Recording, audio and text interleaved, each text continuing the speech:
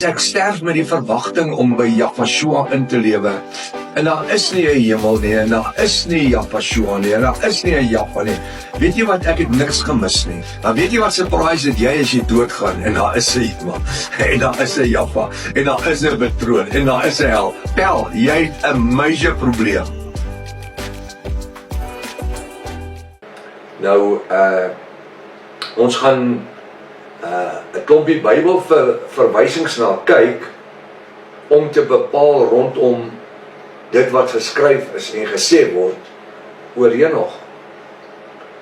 Ek het hier gesê, maak maar jou eerste seatbelt vas. Ek dink, as jy 'n seatbelt het, maak hom maar vas.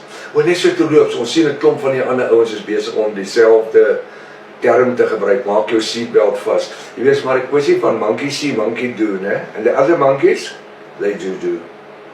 Kom ons kyk eers wat verklaar die 1933 Afrikaanse Bybel. Ek gebruik natuurlik hoofsaaklik die 33 Afrikaanse Bybel, en waar die name is, dan sit ek die geopenbaarde name in.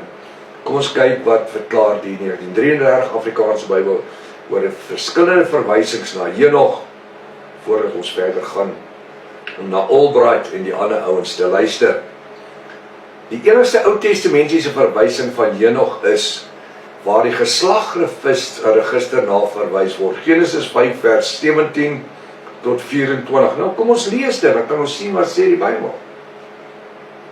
Want so was al die dae van Mahalalel 895 jaar en hy het gesterwe. Toe Jared 162 jaar oud geword, het hy vader van Henog geword. Jared was die vader van Henog. En Jared het na die geboorte van Henog nog 800 jaar gelewe en hy het seuns en dogters gehad. So hy het ander seuns gehad ook en dogters. So was dan al die dae van Jared 962 jaar en hy het gesterwe, vers 21. Toe Henog 65 jaar oud was, het hy die vader van Matuselah geword. En Henog het na die geboorte van Matuselah nog 300 jaar met Jaffa gewandel. Nou wat beteken as hy sê, hy het nog 300 jaar met Jaffa gewandel? Het hy na 300 jaar dan nou in sonde verval en nie meer met Jaffa gewandel nie? Of dink jy hy het gesterf? Ja, hy het gesterf. As jy sê dat Prof Hannes het die laaste 20 jaar van sy lewe met Yahshua gewandel, wat sal dit onmiddellik sê? Na 20 jaar van my bediening het ek gesterwe. Dis mos maklik, ek wil met dit onthou hoor. Hy het met Jaffa gewandel en hy het seuns en dogters gehad. So in vers 23, so was dan al die dae van Henog 365 jaar. En Henog het met Jaffa gewandel. Dis natuurlik God vir die ander ouens wat nie weet nie, né? En Henog het met Jaffa gewandel en hy was daar nie meer nie, want Jaffa het hom weggeneem. Kan u vir my sê wat beteken vers 24? Kom ons lees dit weer. Nou dis hier waar jou seatbeltjie moet vas wees. En Henog het met Jaffa gewandel. Wat beteken die beeldspraak hierso? Hy was in verhouding met die Vader gewees. En hy was daar nie meer nie. Wat beteken dit as ek sê, hy was daar nie meer nie? As ek vir jy sê dat Koos van der Merwe, wat ons baie goed ken, is daar nie meer nie. Want Jaffa het hom weggeneem. Wat beteken dit?